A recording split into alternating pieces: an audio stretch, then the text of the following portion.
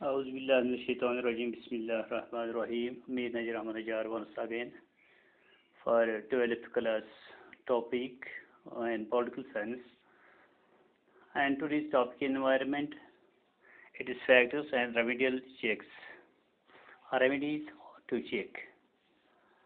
बच्चों, जैसे आप जानते हैं कि आज का हमारा जो टॉपिक है वो एनवायरनमेंट के बारे में है.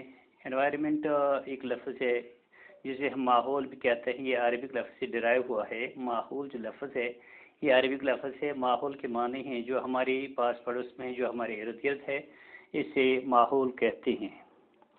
एनवायरनमेंट जो है ये जनरली इंक्लूड क्या करता है, जितनी सारी चीज़ें हमारे आसपास में है, जिनमें रॉक्स भी आती हैं, जिनमें मिनरल्स भी आते हैं, सॉइल्स भी आती हैं, वाटर आता है, लैंड आती है, वाइल्ड लाइफ या क्लाइमेट, रिवर्स, प्लांट्स, फॉरेस्ट्स, जितनी सारी चीज़ें, यानी जो ही हम अपने घर से निकलते हैं जितनी सारी चीज़ों पे हम नज़र दौड़ाते हैं वो हमारे एनवायरनमेंट कहलाता है.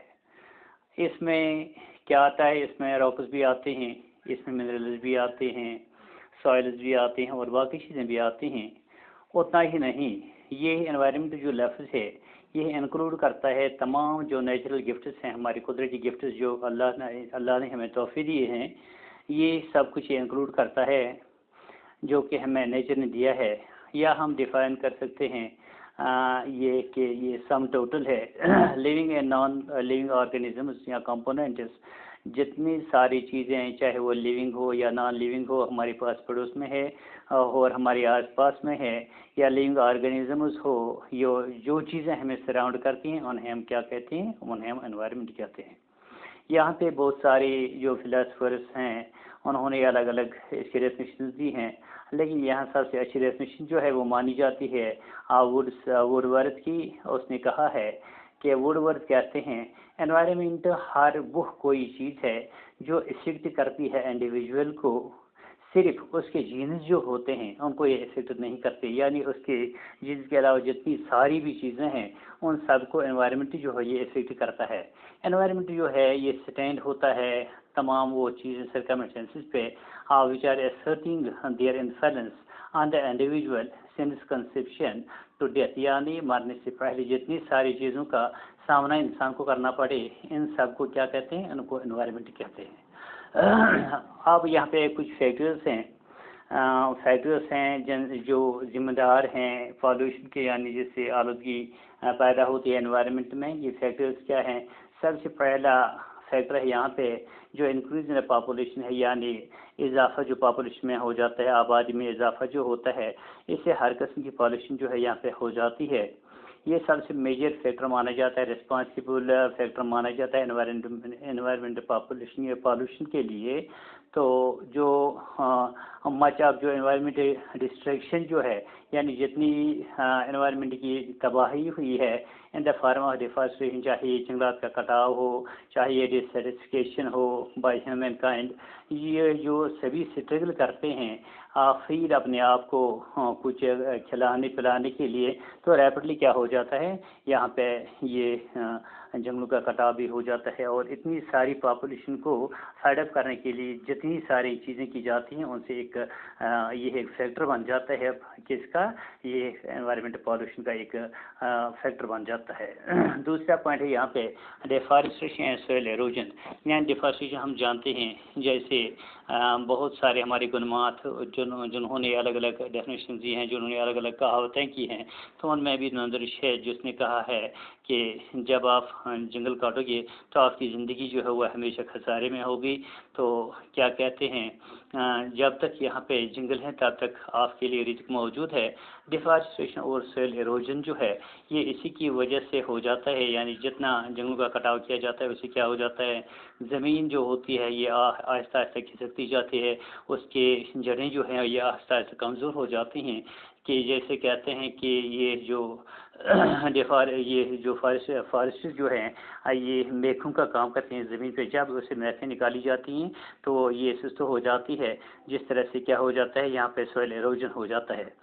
जितनी सारी ट्रीज यहाँ पे काटे जाते हैं یہ سبھی ہمیں ایئر پولوشن دیتے ہیں، اس کے علاوہ کچھ نہیں دیتے، یعنی ہمارا ہوا جو ہے یہ آلودہ ہو جاتا ہے، جس سے لاکھوں قسم کی بیماریاں پھیل جاتی ہیں۔ تو اس طرح سے ڈیفارسٹیشن جو ہے یہ ہمیں لیڈ کرتا ہے، سوائل ایروجن بھی یہی دیتا ہے۔ تو اس طرح سے ہم نے دیکھ لیا ہے کہ یہ ایڈورسلی افیکٹ کرتا ہے ہماری ایکو سسٹم پہ اور کاز کرتا ہے انوائرمنٹل پالوشن، یا ہم کہیں گے ڈیگریڈیشن۔ تیسرا پوائنٹ ہے یہاں پہ انڈسٹریلائزیشن۔ جتنے سارے کارخانے یہاں پہ دنیا میں کام کرتے ہیں، ان سے نکلنے والا دھواں ہو یا ویسٹس ہو، یہ بھی یہاں پہ ایئر پالوشن اور واٹر پالوشن دونوں کے لیے ذمہ دار ہیں۔ تو یہ بھی ایک فیکٹر ہے۔ اور چوتھا پوائنٹ جو ہے مینز آف ٹرانسپورٹیشن، یعنی جتنی ساری گاڑیاں یہاں پہ ٹرانسپورٹ کے جتنے سارے چیزیں ہیں یہاں پہ، یہ بھی بہت ساری قسم کی پالوشن یہاں پہ کریٹ کرتی ہیں، جس میں اگر ہم دیکھیں گے کہ یہ ویسٹ جو ہے نکلنے والے گاڑیوں سے جو ویسٹ نکلنے والا یہ ویسٹ ہوتا ہے، یہ پانی میں بھی چلا جاتا ہے، یہ ایئر میں بھی چلا جاتا ہے، اور یہ اس طرح سے کریٹ ہو جاتا ہے، پالوشن ہو جاتی ہے، ایئر کی پالوشن ہو جاتی ہے، نوائز کی پالوشن ہو جاتی ہے۔ تو اس طرح سے یہ چار چیزیں جو ہیں یہ مینلی افیکٹ کرتی ہیں ہماری انوائرمنٹ کو۔ اب یہاں پہ کچھ میجرس اور چیکس ہیں، کس طرح سے ہم ان کو کنٹرول میں رکھ سکتے ہیں۔ سب سے پہلا پوائنٹ ہے یہاں پہ جو انوائرمنٹل پروگرام یہاں پہ بنایا گیا، یہ 1972 میں U N held a conference at to deal with environment problems, یعنی یو این نے 1972 میں یہاں پہ ایک کانفرنس کی ہے، جس کا مدعا یہ تھا کہ ہم انوائرمنٹ جتنی ساری پرابلمس ہیں ہم کس طرح سے ان کو ڈیل کریں گے۔ تو اس طرح سے یونائٹڈ نیشن انوائرمنٹل پروگرام بنایا گیا ہے۔ تو یہ لانچ ہوا ہے 1972 میں، جس نے کور کیا ہے ایک بڑا رینج، اس نے کور کیا ہے انوائرمنٹ پرابلمس کے لیے۔ دوسرا پوائنٹ یہاں پہ ارتھ سمٹ، یعنی جو اس کے ادارے کے لیے بنائی گئی ارتھ سمٹ جو ہے یہ ہیلڈ ہوئی ہے کہاں پہ، برازیل کا ایک شہر ہے جسے ریو ڈی جنیرو کہتے ہیں، برازیل میں ہے یہ۔ تو وہاں پہ ایک کانفرنس ہوئی ہے 1992 میں، یہ سپانسر ہوئی ہے یو این، یعنی یو این یہ سپانسر کروائی تھی یو این کانفرنس نے۔ تو اس کا مدعا جو تھا، مقصد جو تھا وہ انوائرمنٹ اور ڈیولپمنٹ تھا۔ اس میں بہت سارے لوگوں نے، بہت سارے ممالک کے ہیڈس نے حصہ لیا۔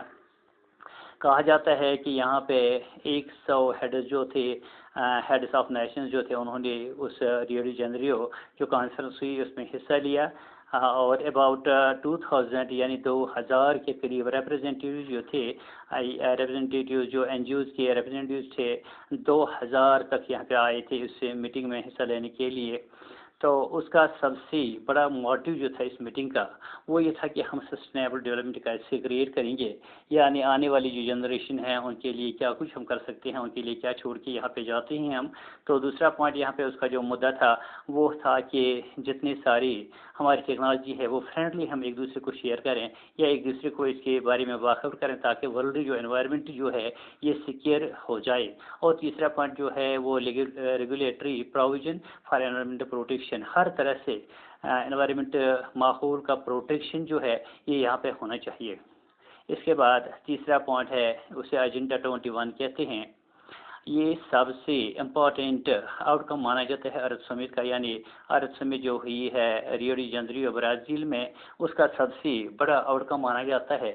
اس ایجنڈا کے مطابق یہ سجیسٹ کرتا ہے کہ اس سے پروٹیکشن جو انوائرمنٹ کی ہے، اور جتنے سارے یہاں پہ جنگلات یا باقی چیزیں کاٹی گئی ان کا ادارہ کرنے کے لیے ہمیں کیا کچھ کرنا چاہیے، کتنے سارے نئے پودے لگانے چاہیے، ہر طرف سے ہریالی ہونی چاہیے۔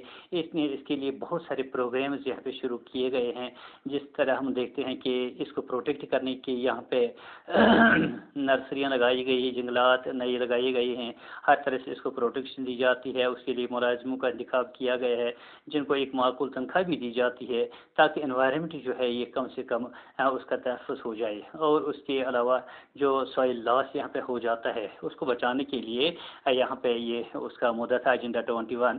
تو اس نے کہا، اس میں یہ کہا گیا کہ جتنی ساری زمین جو ہے اگر کہیں پہ ناجائز طریقے سے یہ زمین نکالی جاتی ہیں یا کہیں پہ ریت نکالی جاتی ہے دریاؤں سے باقی چیزوں سے، تو اس سے یہ زمین جو ہے کھسک جاتی ہے، آہستہ آہستہ کم ہو جاتی ہے۔ تو اس کو بین لگانے کے لیے یہاں پہ بہت سارے چیکس اور ریمیڈیل میجرز کیے گئے ہیں۔ تو اس طرح سے اگر یہ چیزیں ہو جائے تو یہاں پہ پریونٹ ہوگا ایئر پالوشن جو ہے یا واٹر پالوشن جو یہ پریونٹ ہوگا، اس کا پروٹیکشن یہاں پہ ہوگا۔ اس کے بعد چہارم اور لاسٹ پوائنٹ جو ہے ریو ڈی جنریو 20 سمٹ جو ہے یہاں پہ یہ ہیلڈ ہوئی ہے 2012 جون میں ریو ڈی جنریو کے مقام پہ۔ اس ریو کا مطلب یہ تھا، اس میں 20 پروگرام 20 پوائنٹس جو تھے یہ نگراں تھے، اسے 20 کہتے ہیں۔ یہ بگیسٹ سمٹ ہوئی ہے پورے ورلڈ میں، جتنا کہ یو این نے اسے پہلے کبھی آرگنائز نہیں کیا تھا۔ اس اتنی ساری بڑی سمٹ میں 40,000 کے قریب انوائرمنٹلسٹ جو تھے اور 10,000 کے قریب جو گورنمنٹ آفیشلز تھے وہ گیدر ہوئے، وہ یکجا ہوئے ہیں۔ اس میں پولیٹیشنز بھی تھے، لگ بھگ پولیٹیشنز جو تھے 190 کنٹریز نیشنز کے تھے۔ تو انہوں نے ایک میٹنگ وہاں پہ کی ہے، تو جس کا سربراہ جو تھا وہ یو این جنرل سیکرٹری اس وقت کا تھا، تو وہ تھا بان کی مون۔ تو اس نے کہا ٹو امپورٹنٹ ٹو فیل، یہ بہت ہی ناممکن ہے کہ یہ میٹنگ جو یہاں پہ ہوئی ہے یہ فیل ہوگی یا اس کا کوئی اچھا نتیجہ نہیں نکلے گا۔ تو اس نے کہا کہ یہ سب سے امپورٹنٹ میٹنگ جو ہے 190 کنٹریز جو نیشنز اس میں حصہ لے رہے ہیں، یہ ایک بڑی کامیابی ہے ہماری۔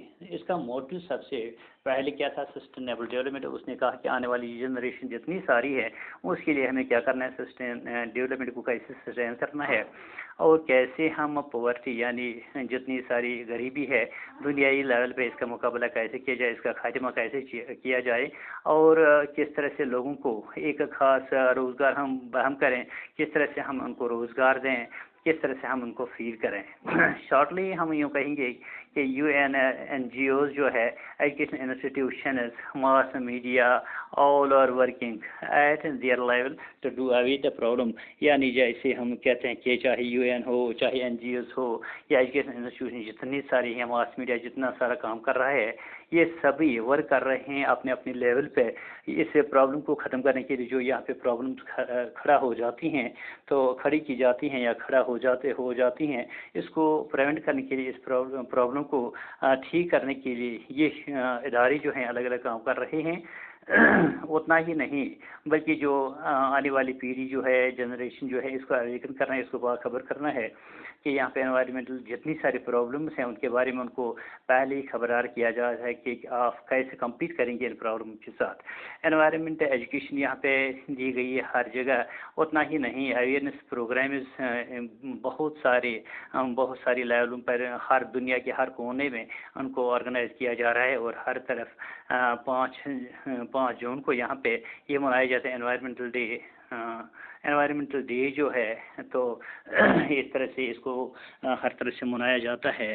اتنا ہی نہیں بلکہ آج ہم دیکھتے ہیں کہ بچوں کو باخبر کرنے کے لیے ہر ایک سکول میں درجہ اول سے لے کر یعنی یو کے جی یا نرسری سے لے کر جتنا کچھ اسٹینڈرڈ ہے اس میں اس سبجیکٹ کو مینلی امپورٹنٹ وہاں پہ رکھا گیا ہے، جس سے ہم کیا کہتے ہیں، جس سے ہم انوائرمنٹ اور اویئرنیس کہتے ہیں۔